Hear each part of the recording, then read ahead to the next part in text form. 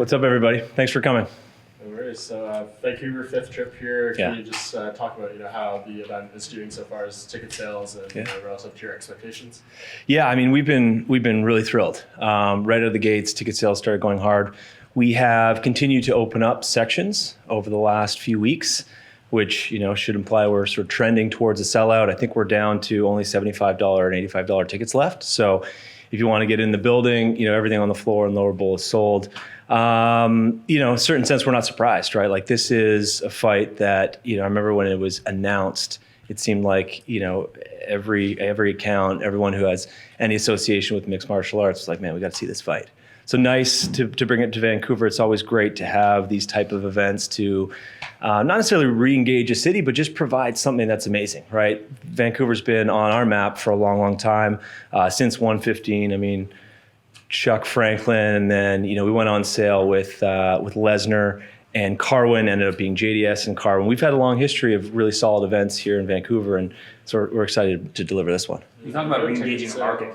Montreal is a market probably needs to be re-engaged. Is that something that is on your radar? Yeah, I mean, Montreal's on the radar every single year. It's really tough. It may sound like a bit of a broken record, but in Canada, especially with the NBA and the NHL, it's hard to find weekends during our season or during the year that makes sense for us. Love to get back to Montreal, absolutely, and it's got nothing to do with the scuttlebutt recently of Khabib and GSP. This is us every year trying to get back at the right time of year to be in Montreal. Summer's tough across Canada. I mean, we work extra hard to make sure we're getting the awareness out on events, that we're promoting and selling the tickets for all the summer events, because everyone goes on holidays. I mean, that's sort of how it works. But we've got a real treat this weekend, and we're really excited about it. When you say Khabib GSP, yeah, I was going to ask. Sounds like this year you guys might break your ticket sale total for like a calendar year. And events like this, not a title fight and anything, and then look at New York, you're not having a title fight there. What does that say about like the state of the sport, that you can sell out venues with these title fights that aren't championship bouts? Yeah, absolutely. I mean, it's something that we've been invested in and supportive of for a long time. You guys know how it works, right? You go through different stages, and all of a sudden, Masvidal has percolated up to the top, justifiably so, and for good reason. And it's that fight that if you asked Masvidal what he wanted, prior to his last two fights, guarantee he wouldn't have said Diaz. And so all of a sudden, this has come together at the right time. Dana and Hunter and Sean and Mick were able to pull that thing together, and it's great timing because you want that type of event for somewhere as special as the Garden. You talked about Montreal. What about Toronto? It seems with the trend, it's you skip 1 year and then come back the next year. Do you think you'll be back in Toronto next year? Yeah, we're aiming to. I mean, we'd love to be. The cadence thus far in the last, say, 6 or 7 years has been once every 2 years, which you think is appropriate. I mean, we want to make sure that we're getting to as many places across the country here as we can. So you looked at 2020, and maybe we're back in the Maritimes or Atlantic Canada. We haven't been to, we were in Winnipeg last year, I think, in December. 2017. Yeah. So, getting back to sort of central Canada, whether it's Saskatchewan or Manitoba, we're not sure yet, but we want to make sure we are, delivering quality events across the country. And we're going to continue to have 3 total events in Canada. And so that definitely limits us, but it gives us an opportunity to come back with, a market that's thirsting for it. Has Victoria ever been considered as a fight market? Sorry, Victoria? Yeah, Victoria, just because it is a pretty big fight community. There's a couple notable gyms out there. Rise FC just had their show there. Yeah. Is that something you guys have looked at maybe for like a fight night card? And that's where Tristan Connolly came from, right? Well, we're from there, and he fought there last. Yeah. I mean, on the radar. I mean, we've got to be smart about these types of things. I think we need to have the proper venue. Yeah. Right, because we want to be, if you're in Canada, you got to be in a solid hockey rink that can go 10, 12, 14, or 16,000 or more people. And you've also got a number of cities that are close to Victoria that can host these events. So I think for us, we've kind of pinpointed certain places across the country that we know we can draw from the surrounding areas, and quite frankly, that's why we're here in Vancouver. Do you have any new markets that are on the radar that you're considering? Yeah, a few. Probably a bit premature to talk about those publicly. We've tested out in Canada, since I guess we started in 2008 with events in Canada, a variety of different cities, and most have worked. Most, if not all, have worked. I think now we're probably at the point where we're getting back to cities that we know we can work well with, that can draw from surrounding areas. There definitely are sort of 3 or 4 other cities we're considering, but nothing that we can share publicly yet. As the international side of things Yeah. grows with more shows in China, more shows in Russia, Yeah. I know you said 3 is still the plan for Canada. Yeah. Is the intent to stay with the same number of shows overall, or is there a possibility the shows per year grow? No, we will generally stay with the same number of shows overall. We're going to head into 2020 with 42 events on the schedule, with 12 pay-per-views on the schedule. So the distribution will be pretty similar to what it is right now. I don't see anything changing. It may kind of vacillate, up or down one event, but I think for the time being, 40 to 42 is the number we're going with. David, at Ottawa, you mentioned that you wanted to make this Vancouver event happen. How quickly did that all come together after Ottawa, or was it already in motion? Well, we had Vancouver on the radar. I'm not sure at what point last spring we had sort of confirmed and booked the venue, but we had been in discussions with Rogers Arena for some time. As kind of the fights progress over the course of the year, you get greater clarity on what type of event you can bring to the city. We're always trying to pinpoint which athletes are going to work well for that city. And that's, I know an obvious statement, but, we're trying to balance who's available and who, would make sense for that market based on, culture and language and history and all those types of things. So I wouldn't say Vancouver came together quickly. We'd been planning to come here for a while.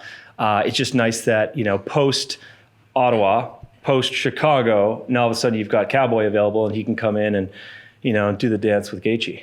Speaking of athletes working well, last time Max Holloway fought up in Canada, we were kind of asking him, did he think he was the biggest Canadian star now, even though he's not from Canada? As far as who is kind of the most popular fighter up here? Is it him? Is it Cowboy? He came up in Ottawa again. Valentina Shevchenko's fought here a couple of times. By whatever metrics you guys use, who's driving him? Yeah, I think the best place to look. I think the best place to start is, looking how the pay-per-views do overall, or the general sort of magnitude of the event. You can take certain athletes that we've got, like John Jones, like Connor, like Holloway, and wherever they go, they do well. And so it's nice that he's embraced the sort of Canadiana element of it.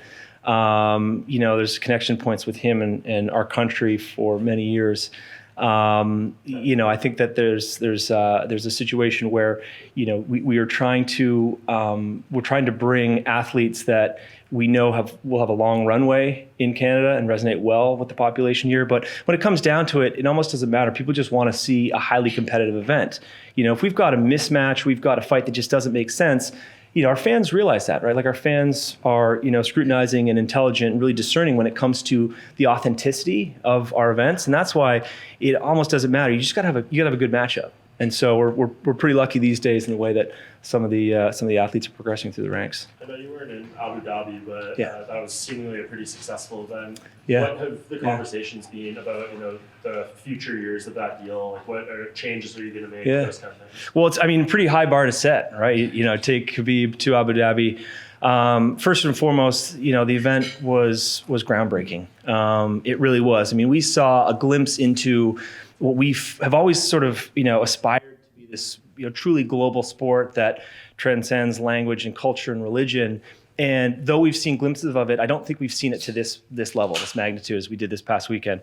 And I'll give you a good example. I'm not sure if I've talked to any of you guys about this in the last week or so, but looking at some of the free fights and not how they performed, because the numbers were staggering, like in line with UFC 229, which we expected, and we're glad that it actually turned out that way. But it was the distribution, it was where people were watching these things. And when you go through kind of the top 10 list of where people are watching a standard free fight, because we release these free fights in advance of every big event, and it's the normal kind of like US, Canada, Australia, UK, et cetera, in the lead up to 242, it was obviously the US, but proportionally it was much smaller. And then it was, India and Indonesia and Malaysia. And so all the Muslim community was coming out to support and watch Khabib. Now, we obviously aren't able and have not transacted those people. If they're in those countries, they're watching either on free to air or they're watching pay TV or maybe some sort of digital service. But this to us was just a clear indication that there are millions and millions of people around the world that love the sport and connect with different athletes. And I think when it leads into, next year's event in Abu Dhabi, Maybe we have Khabib, maybe not. I'm not sure what the case is going to be, but I think this year really made an impact. When you say the numbers were in line with UFC 229, Yeah. do you mean from a pay-per-view standpoint or just overall viewership? No, I'm talking like my example to Mike was just overall viewership. I mean, we were tracking, a variety of different metrics around the world. And, I brought up the example of the YouTube free fights because they're accessible to everyone and YouTube is virtually everywhere. But, if you're in China and you're on, Weibo or Douyin or, you're on TikTok or you're a variety of different platforms, we were just seeing astronomical numbers that were in line with what we saw with UFC 229. And just to circle back to what you said earlier, you mentioned the scuttlebutt of GSP and Khabib. Yeah.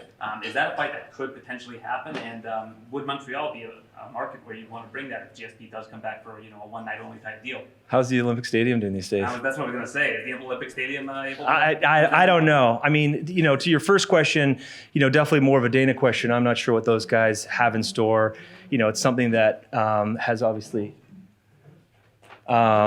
It's something that's obviously on the radar. I think for a lot of people, it'd be cool if that fight could make sense. But there's a lot of reasons why it doesn't make sense. So I think where we are right now is sort of seeing. I think Khabib was pretty vocal about getting some rest and sitting back and trying to think of the next couple of fights in his career. So really don't really have an answer on that other than as a Canadian, love to see that fight. Would it also be, if you could see that fight happening, do you think it could happen in Montreal? Is Abu Dhabi that's potentially a place that they try and book that fight? No, I mean, listen, it could happen in a variety of different places. But, one thing's clear is you need a big arena, which Montreal has. If that fight would ever to come together, maybe it's a stadium fight, who knows? But I think we're kind of going down a path of pure sort of hyperbole right now. But, we'll see what Dana has got in store. One thing we talked about afterwards was potentially doing a fight in Africa to raise money for different African countries like Somalia, Sudan, or among ones you mentioned. Dustin Poirier gives a lot of money to charitable causes. Yeah. That must be nice for this promotion to see the fighters getting so involved with philanthropy. Is that something that the UFC wants to help steer more fighters into that direction? Because I think it's a really positive look for the organization and for the fighters themselves. Yeah, absolutely. I completely agree with that. I think when it comes to our participation, I mean, we are always around to provide tools and education and support for athletes in whatever area of their careers they would like some support in. I mean, it's kind of one of the founding principles of the Performance Institutes. But when it comes to, media training, social media help, working on one's personal brand, these are, tools and services that we're always available to provide. When it comes to the philanthropic side of it, it's not something, everyone's got kind of their own cause and their own purpose. And we think that's great and we respect all of it. We'd love to continue to see more of it. It's nice when our athletes are using their platform to raise money for a good cause, especially when it comes down to some of the causes that both Khabib and Poirier were talking about. The Africa conversation is an interesting one because of now the rise to the top of Ngannou and Usman and obviously Adesanya and a variety of others. So the time I don't think has ever been as kind of ripe as it is right now, but there's a litany of challenges that we'd have trying to put on an event in Africa, depending on, lots of different countries. And I think the first look we would probably have is to South Africa because of, the importance of our broadcast relationship there with SuperSport. But the possibilities are definitely on the list right now. Talking about fighters connecting with demographics and your YouTube viewership and everything. Weili Zhang, obviously big news, Chinese champion, the first UFC Chinese champion. Vancouver's got a huge Chinese population. Canada does as well. Obviously, the States. Is the intent to have her continue competing in China, or do you want to see her, fight some of the other markets where she'd have a big following? It's a really good question, and I think it's something that's being kicked around right now. I haven't spoken to any other guys about the next steps for her, though. Winning so quickly, we'd love to have her back soon. I think there's a real argument to have her fight in China. I mean, this is the kind of strike while the iron's hot type of concept where, the numbers that she was putting up and the response that we got from not only the mixed martial arts community, but the community as a whole has been unlike anything we've ever seen before. To the extent that, we've got a real opportunity to take her back a few more times and you you help her, you facilitate that rise, that growth to a Yao Ming type of status, which, this is new territory for us. And so we're trying to figure out that game plan. At the same time, nothing can give a fighter, more exposure than getting them on a big pay-per-view card that probably is in North America. So I'm not sure what Dana's plans are yet, but we've got a problem that you like to have on your hands when it comes to her next steps. You mentioned these metrics from China for Zhang Weili Mm-hmm. and all the potential there. How much of that market is dependent on her success? Well, I think this is just the start. I mean, what I think was largely not undocumented, but certainly didn't get the same attention as she got, was the fact that we had, 2 athletes that had come from the Shanghai Performance Institute that won on the card, right? And the Shanghai Performance Institute's only been open since June. And when we sat down a year ago, I think we were talking about this, we sort of laid out, okay, what's the 5-year plan for the China business? And we wanted to have a Chinese athlete or a champion, I should say, by, year 3 or something like that. And it really happened within kind of 9 months. But now we've got the tools, we've got, the framework to help foster and cultivate the talent in China and indeed North Asia. I mean, now all of a sudden you've got this facility that everyone through China and Japan and Korea and a few other places can come and train at.